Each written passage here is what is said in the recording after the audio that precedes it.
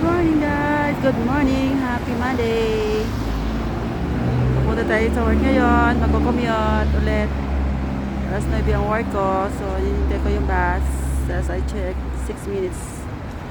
6 minutes pa ang bus bago darating. Kaya video-video muna tayo ngayon. So, kumusta ang weekend nyo guys?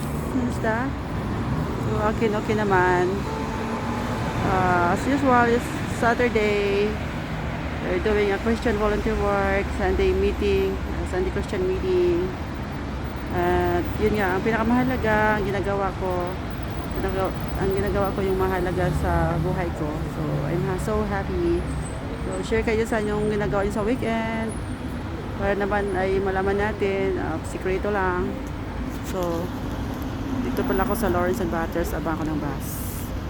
I think parating na yung bus, titingnan ko.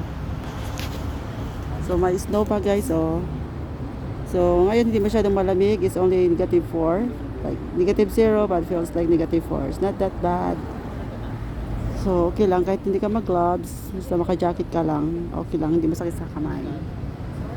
So, kumusta kayo? Punta kayo sa work? Nagko-commute din ba kayo? Katulad sa akin?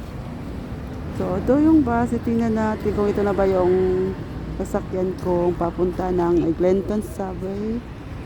Ito nga, sa Express Bus. Ganda natin ating Presto. Dami nag-abang ng bus, oh.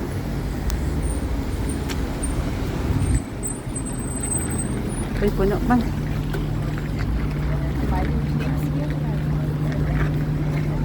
Hindi ako pwedeng maiwan. Malilate ako. Express Bus. Morning.